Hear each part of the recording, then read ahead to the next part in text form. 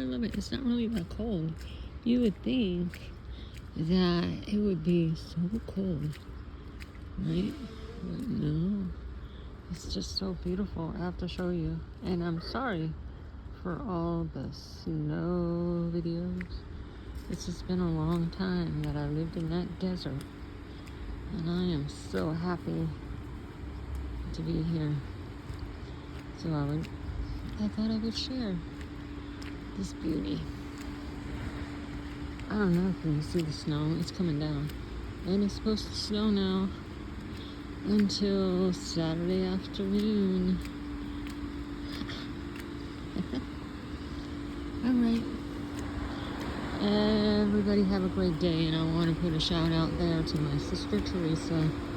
Have a very happy birthday. And happy birthday to my dad in heaven. I don't